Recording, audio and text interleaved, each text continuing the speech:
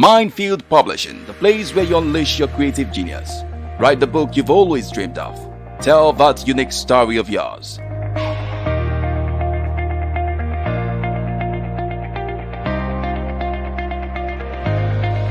Minefield Publishing is a place to be for both online and. We are live once again on the Minefield Publishing interview series. I'm your regular host, Idenso Rosso. This evening is another special evening. My guest this evening is a very good friend and a classmate in the university. As a matter of fact, we are having a virtual launch of two of his books. One is a collection of poems titled Echoes from a Young Mind, and the second one is a debut novel, Twists and Turns. Ladies and gentlemen, help me welcome Ajama John Audu.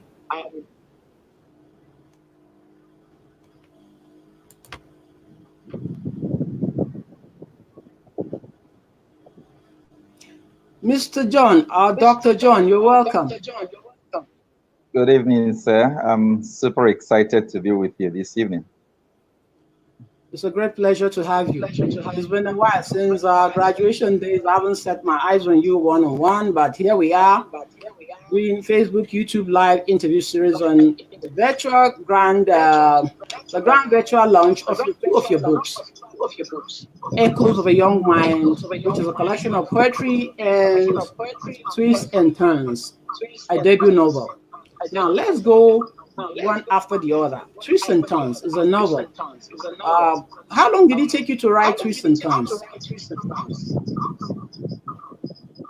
It took me about 2 years to complete the novel.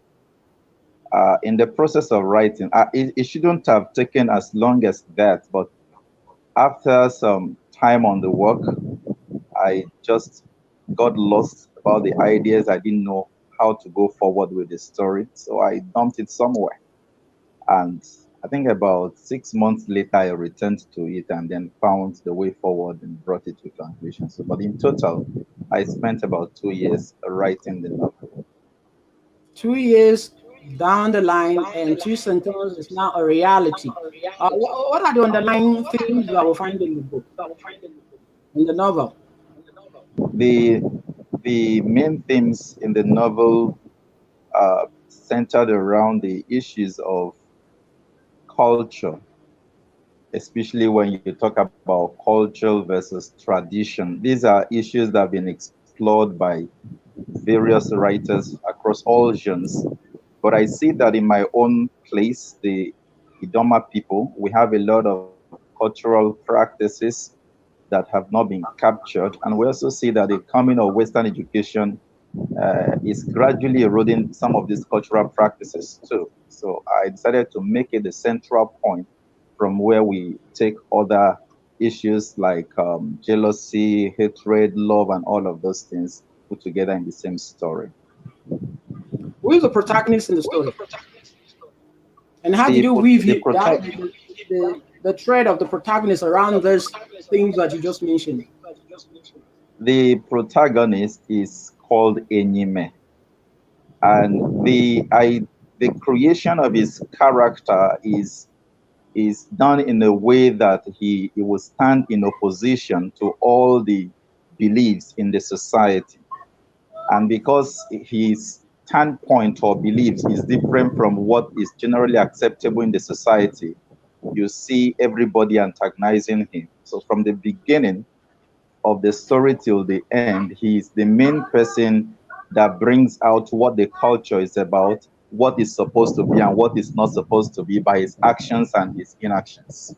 That's how he finds his way through it, by his personal struggles, his fears, his battles, and all of that. What you're saying is that it's a cultural expose of the things that ought not to be against the backdrop of Western civilization, isn't it? Yes, exactly. That's exactly what I'm saying. Yes. Twists and Turns has just been published by Minefield Publishing. Uh, I, ha- I am aware of some of these things that he has just spoken about because I am part of Minefield Publishing and I read the story somehow. So I know that it's a good one for those people who want to see a kind of revival in our culture. Western culture is fast eroding on our traditions and values, our cultural values, and all that. This is the need. There's a need for us to rethink and go back to some of those positive aspects of culture that we must not jettison. Twists and Turns by Dr. Ajama John Audu. Congratulations. Let me say, on behalf of the Mindful Publishing crew, I'd like to say congratulations on two of your books that have been published. These books are on Amazon and you can get them on Okada. Okada Books is the Nigerian what is Nigerian part of the publishing industry. Okada apps is owned by Nigerians, and with your phone you can access them and you can pay in Naira. You go to Okada, download the Okada app with your phone, Google Play Store. You can download the app and then just search for Twists and Turns by John Audu, and you get it there. And then Echoes of a Young Man. Now back to Echoes of a Young Man. That's a collection of poems. Yes, sir, tell us about it.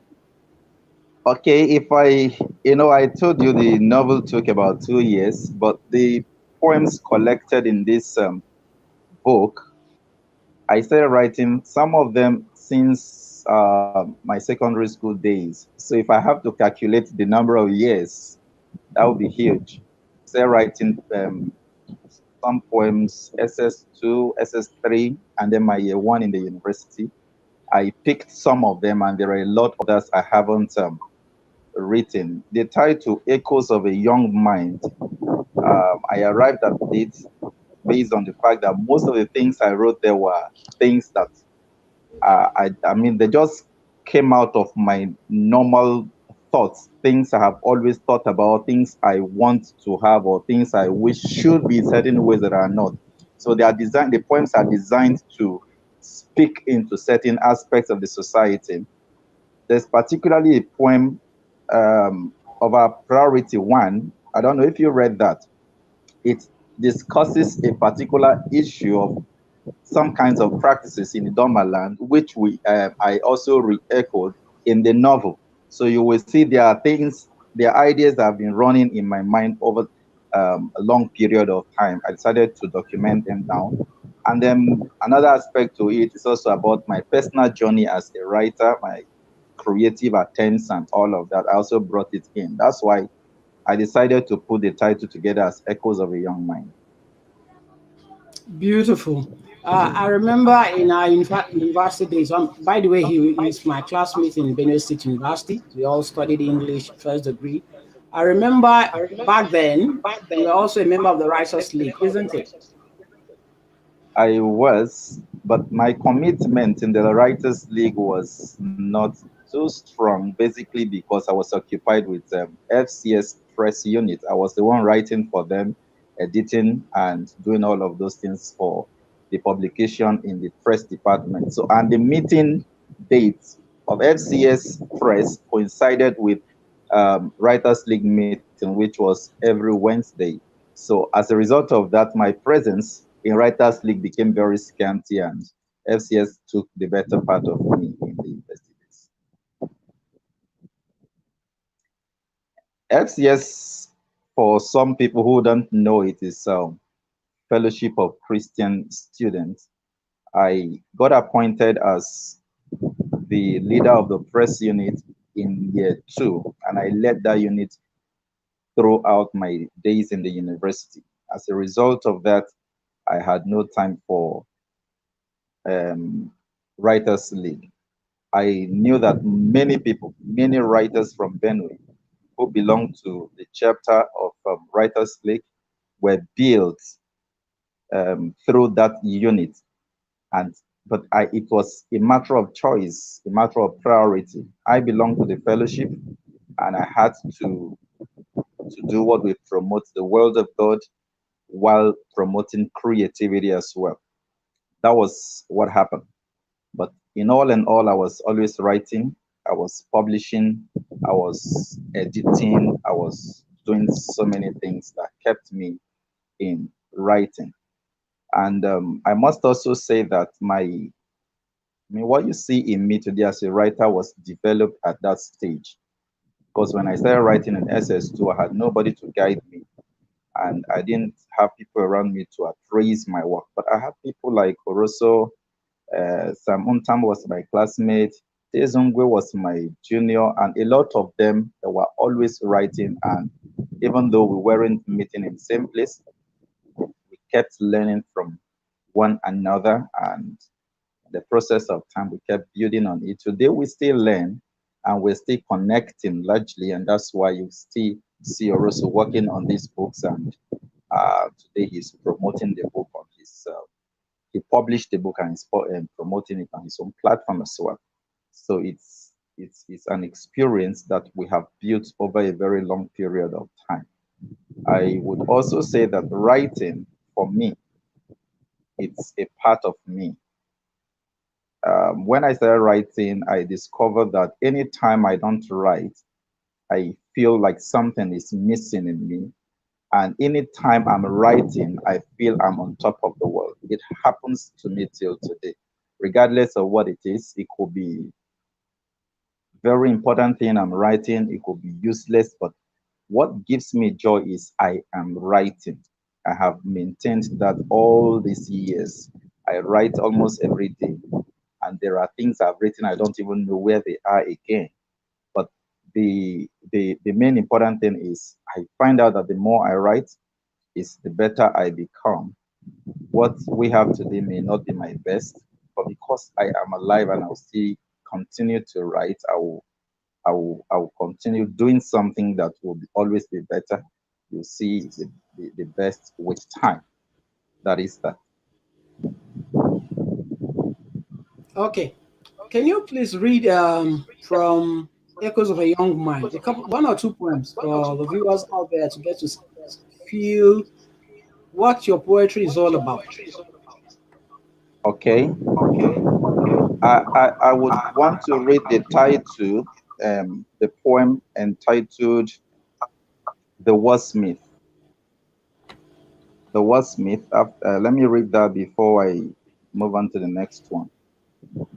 This exalted, fruitless poem has changed my most amiable mien, burning with cold liquid fire that casts on me the mask of a fiend. I feel like a goldsmith, labor like a silversmith, work like a blacksmith, but I'm a wordsmith, racking the blazing fire of my brain and refining these ugly words in fiery, fierce furnace of my mind. I have sojourned in the tent of legato and traveled through the mount of vibrato and treasured the holy kisses of staccato and whirred in the rhythm of crescendo and forced these opposing lines to rhyme and burnt in the quest for beauty mine until I'm burnt in the fire thereof. I've measured my lines in meter and sought in vain for pentameter and caged some thoughts in stanzas and others let loose in cantos in seminal quests for epic peace and ballad, epitaph, and elegy. But blank and free are all my verse on issues and nature, all diverse. I'm just a wordsmith in my universe. That's the end of that poem. That's a lovely one. So that's wordsmith. You said I should read one or two. Let me read another one. Let me read on our priority, because I mentioned the fact that our priority is connected somehow to the issue discussed in the novel. So I want to look at that aspect, the aspect of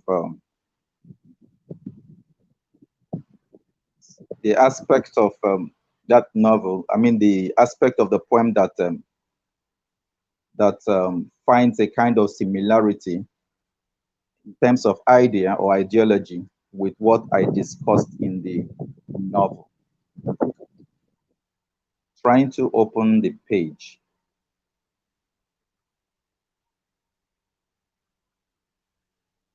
For our priority, before I read, I want to talk about it. Like there is this practice in Idoma land. I don't know whether it's obtainable elsewhere in Nigeria, that people reserve their parents or their loved ones till the days of their death.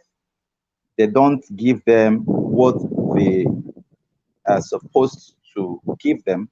Like they don't give them attention in terms of taking good care of them, providing food for them. But the same people, when they die, you see people spending a lot to bury them in a way that people will praise them and say, yes, you buried the man very well. So you can see somebody who has lived a life of hunger all his life or all her life, only to see that immediately the person dies, the next thing is a kind of burial that will invite everybody across the world.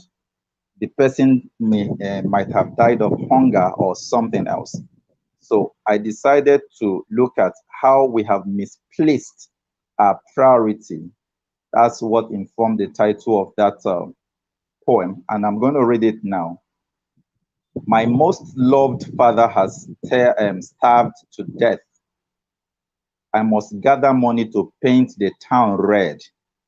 Everybody and anybody must eat to fill. It is a grand burial that must usher him home.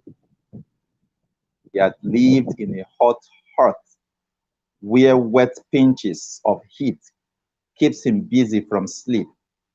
But at last, in death, air condition embraces him to the knees. His feet had known the nooks and crannies of the village, and not a passing glance had cared. He had no iron horse to ride while alive, for on his demise he was ushered by preening cars. My father wore one set of clothing, no jewelry to adorn his neck, no shoes to soothe his panting feet, yet he must be buried in a golden coffin. That's the poem on our priority. Awesome. Congratulations once again on your debut poetry collection, Young Mind. Actually reflecting the echoes that is had over time as a youth, as somebody growing up through primary, secondary, and what have you. That is beautifully reflected in that poetry you just read for us. Maybe it's time to take a few paragraphs from Twists and Turns, your debut novel. All right. I'm going to be reading from a chapter where I discussed a practice called Ohebi. Ohebi is a practice in Idoma land where they declare the asset of the dead person and his liabilities before handing them over to the next person. That's the next of kin, or the person adjudged to be the heir to the deceased. So I'm going to read from here. Ohebi was the practice of formally declaring the assets and liabilities of the deceased 7 days after their death. It was done as a handover ceremony where the possessions of the dead were collected from them and transferred to their living relative. If this was not done, no one had the liberty to use anything belonging to the dead person. As such, spelled doom for the users. Besides, it was a way of glorifying the dead for all they were able to achieve in their lifetime. Thus, announcing their possession to everyone's hearing gave them the feeling of satisfaction and even in death. All the elders of the family would gather and begin to ask questions. They would ask if anyone owed them anything. People who borrowed money from them would come forward and mention the amount they owed them and pay it. If anybody were with any of their things and refused to declare it, they were said to be knocking at death's door. Elders would wait after asking the question until the last person with any of their things came up and declared them. Then they would ask if they owed anyone anything. Those that were indebted to would come out and mention what they owed them. If they had resources that could pay off the debt, their kinsmen would use those resources to pay off the debt. If they had nothing that could be used in paying off the debt, their heir would inherit it, or the creditor would decide to let go of it.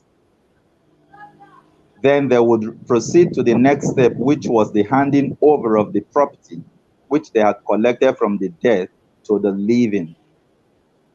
Where their father had more than one wife, it was one of the stepbrothers that inherited their property, except those things they verbally willed to any other person when they were still alive.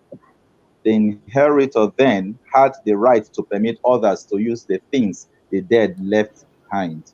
That's those are two paragraphs. Should I continue? Do you enjoy it? Oh, yes, I did enjoy them. We will continue after this time out. Minefield right. Publishing, the place where you unleash your creative genius. Write the book you've always dreamed of. Tell that unique story of yours.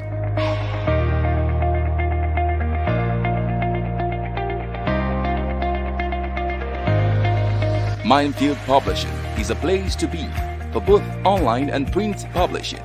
Welcome to Minefield Publishing Facebook, YouTube, and LinkedIn live interview.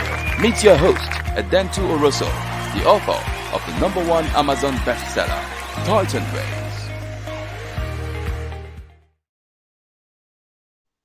Welcome back. We are on to the grand virtual book launch of Dr. Ajama John Audu's two books, Echoes of a Young Mind, a collection of poetry, and Twists and Turns, a debut novel.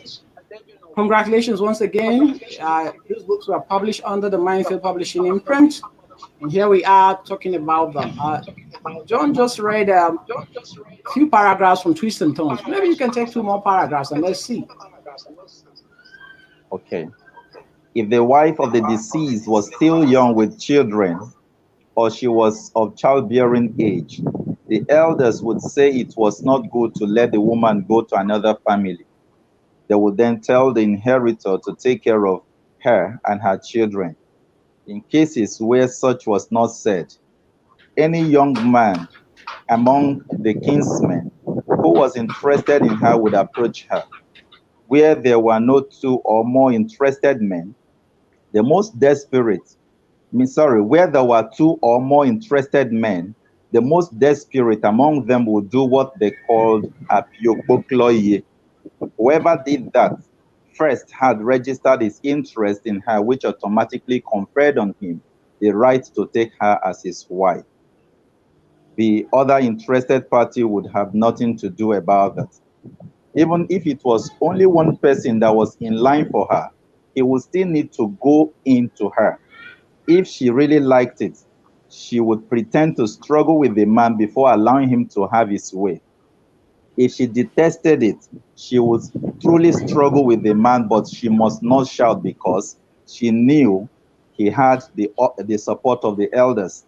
The struggle would continue until the day the man would subdue her resistance. In either case, the woman would report what the man had done to the elders. The elders would call the man to their meeting and scold him ostentatiously.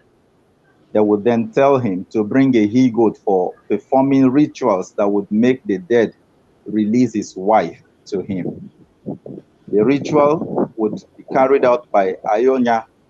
They did not have the right to ascend the throne, but it was their exclusive preserve to crown the king and perform many other important rituals many other important rituals after he is chosen by his clan. They would take the he-goat to the gravesite of the deceased, kill it, and perform the required ritual. From that day, the wife belonged to the man who had inherited her from her husband. Lovely, lovely, lovely.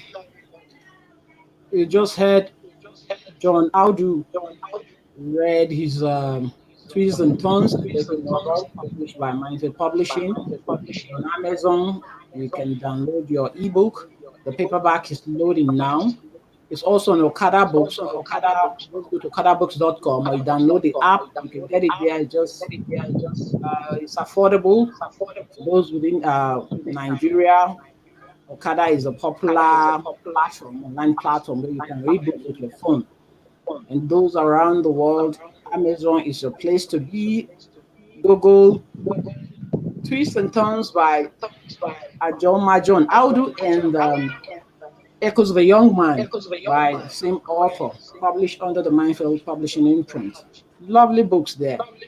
Twists and Turns is talking about cultural renaissance amidst the influx of Western civilization, even though there are some things that the author said ought not to be, and there are some cultural traditions that ought to be, that we need to mainstream. Lovely work there. Now, let me ask you on a personal note. What is your philosophy of life? Well, my philosophy of life is simple. I just believe we have one life to live, and we have one supreme God to give account of whatever we do on earth. And so that's the only thing guiding my living here on earth. So I take life as a very simple exercise that must be carried out in accordance with the will of the Maker. Okay. Besides writing, what do you do for a living? I am a teacher. After our graduation in year 2010, I have been a teacher, and I'm still a teacher. I've taught in schools, colleges. Now I teach as an individual. I have an outfit called Perfect Touch.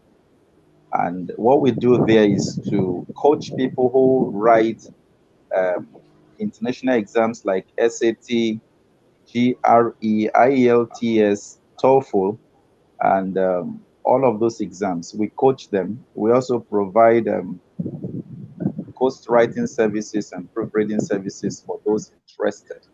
That's what I do now. And I'm also a student in the University of Lagos now, pursuing my doctorate degree in ecological literature. Those who want to reach out to you for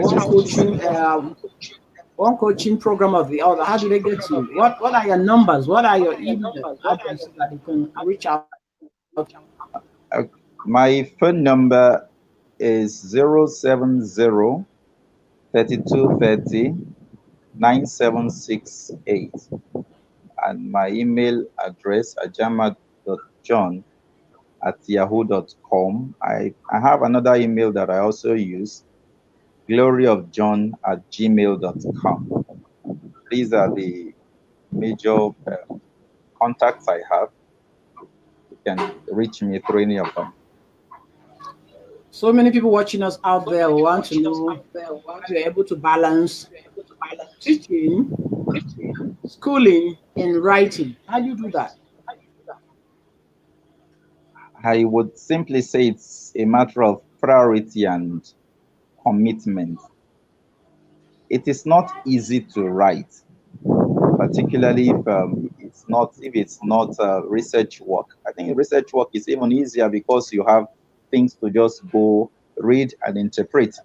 But if it is creative work, you have the duty, like a god, to create a character or many characters, and you must make them behave like normal human beings. And so it takes time. It's really taxing. But what I do normally is, since I have timetable for my teaching and then the schooling program, I know those ones, I will follow them like that. Any other time left out of my schedules, I use them for writing. In many cases, I don't sleep on time, because if I return from teaching, for instance, 8 or 10, there are days I teach till 10 p.m. in the night, because I do virtual teaching and then physical teaching too. So if there are days I return 10 p.m., I will go back to my writing table and I could be there till 2 a.m., 4 a.m. The following day, I will still have to wake up and go to school to work or go to school to study. So it's because I have decided I will write. I have things to write about. And I know if I want to write, I will write. So I have to balance it by employing the instrument of discipline, commitment, and giving it a kind of priority that it deserves. Interesting. In other words, um, time management. You've been able to manage your time very well. You know, knowing what is your priority, and at any given time doing what is right, what you ought to do.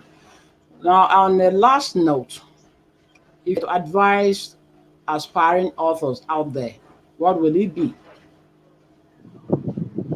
My advice, uh, my advice to anybody who aspires to be an author is they should keep doing what they know how to do best. You know, many people think writing is just a means of making money or making a name. I think that is a very wrong perspective. For me, particularly, I don't write to make money. I don't write to make a name. I write because I have things to write. And it is only when you see it from that perspective that you'll be able to continue writing, even when um, all you've been writing hasn't brought any kobo to you. But I want to say that it doesn't mean when you write, you won't make money at the long run. Initially, nothing may come, but if you keep doing it because you have the love for it, you will make money. There's a time the name will come, money will come. So just do it because you have a responsibility to tell the story you have. And at the end, you will have the name and the money. Yeah, I think I agree with you totally there. First and foremost, writing is a labor of love. If you see writing from that perspective as a labor of love or something you're passionate about, not necessarily because you want to make money out of it, the fame will come eventually, and then the money will come. But first and foremost, it has to be a labor of love. Do it because you're passionate about it, and then the money will come.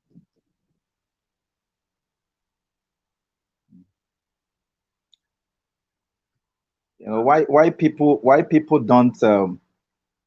people don't go into writing, or why people don't publish books. I have noticed is many people just you know, they just feel that there is no suitable time to write. I am working, I'm doing this and all of that. I have seen people who write even though they work in the bank. I have seen people who write with very tight schedule. These are people who have a kind of personal decision and commitment. I must write this story. I must talk about my people. I must talk about what is going on in the world. I must show people the way to go. When you do that, you will always accomplish, you always make the name. But if you are always looking at what you want to gain from it, you won't do anything. I know people with great ideas and with great abilities to write whose works are not being published, not because they are not good, but because they don't finish anyone. They start halfway and they need to make money, they need to take care of family and the cares and so many, I mean, the cares of life, as the Bible will put it, and so many other things will just take them away, and they don't get to write any book to the end. Every day ideas are bubbling in their mind, but it is not on paper. And as long as it's not on paper, nobody is going to read your mind. So I'm encouraging everybody who can write and everybody who has an idea in their mind to keep writing. Just keep doing it. You may not even know where it is leading you to. Just keep doing it. One day you put the pieces together, it will form the whole. One day you end up bringing up something that everybody will celebrate you. That is what writing to me is about, and that's why I am writing. Not because I earn anything from it, but because I know I have stories to tell. People must know things about my village, about my culture, about my people, about the lifestyle I see around me, about my country, and all of that. So I encourage you to write no matter what happens to you. I'm going to read again from part of this story, I'm going to read something again from chapter 15, about one or two paragraphs. Ujo had built a 3-room bungalow not far from their compound shortly before he got married. He occupied 2 rooms, one serving as a parlor linked to the second, while his wife lived in the third. Women were not normally allowed to share same room with their husbands. They were confined to a room in the compound. Each time their husband wanted them, they got invited to his room, after which they returned to theirs. This made it easier for those with more than one wife to decide who got invited. Since it was the man who possessed the sole right to such invitation, women learned to suppress their feelings when they were pressed from within. Another good purpose this served is that anytime the man brought home a mistress, the woman will not be privy to it because they did not share same room. They import them secretly and export them secretly in the early hours of the day. Oh, it has been a wonderful experience chatting with you, my friend and brother, John. Thank you so much for believing in Minefield. I wish you the best. The sky is not the limit, that's your foundation to higher heights. Thank you and God bless. Thank you very much, and God bless you. Thank you for also believing in me. I also believe that this is just the beginning. Better works are still coming behind. Thank you, sir. Thank you. It's been a wonderful 36 minutes of chat with my friend John Audu. Thank you, viewers, those who found time out of their busy schedules to watch this live interview. Thank you and remain blessed. Bye. Bye.